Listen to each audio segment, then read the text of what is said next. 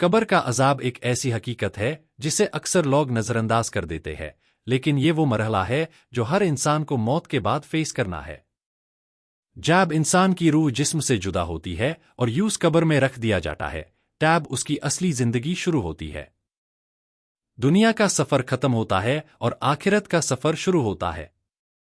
یہ سفر یا تو سکون اور رحمت سے بھرا ہوتا ہے یا پھر درد اور عذاب سے۔ انسان کے عمل ہائے اس کا مستقبل طے کرتے ہیں۔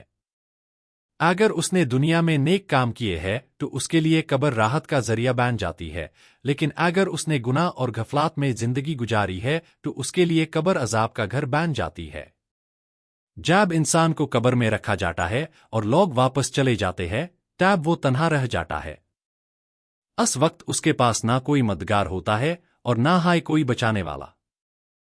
قبر کا اندھیرا اور تنہائی اس کے دل پر خوف چھا دیتی ہے۔ انسان کو محسوس ہوتا ہے کہ اب اس کا حساب شروع ہونے والا ہے۔ اس وقت وہ اپنی پوری زندگی کو یاد کرتا ہے اور سوچتا ہے کہ اس نے کیا کیا اور کیا نہیں کیا۔ یہ لمحہ اتنا سخت ہوتا ہے کہ اگر انسان نے کبھی اس کے بارے میں سوچا ہو تو اس کا دل لرز اٹھتا ہے۔ قبر کا عذاب مختلف طریقوں سے ہوتا ہے۔ کچھ لوگوں کے لیے قبر ٹینگ کر دی جاتی ہے، اتنی ٹینگ کہ ان کی پسلیاں ایک دوسرے میں گھس جاتی ہے۔ یہ درد اتنا سخت ہوتا ہے کہ انسان چیخ اٹھتا ہے، لیکن اس کی آواز کوئی نہیں سن سکتا۔ یہ عذاب اس کے گناہوں کا نتیجہ ہوتا ہے۔ جو لوگ نماز چھوڑ دیتے ہیں، جھوٹ بولتے ہیں اور دوسروں پر ظلم کرتے ہیں، ان کے لیے قبر کا عذاب سخت ہوتا ہے۔ کچھ لوگوں کے لیے قبر میں آگ جلائی جاتی ہے۔ یہ آگ ان کے جسم کو جلاتی ہے اور انہیں سخت تکلیف دیتی ہے۔ یہ عذاب ان لوگوں کے لیے ہوتا ہے جو دنیا میں اللہ کے حکموں کو اگنور کرتے ہیں اور صرف اپنی خواہشت کے پیچھے بھاگتے ہیں۔ قبر کی آگ دنیا کی آگ سے بہت زیادہ سخت ہوتی ہے۔ کچھ لوگوں کو قبر میں سانپ اور بچھو ستاتے ہیں۔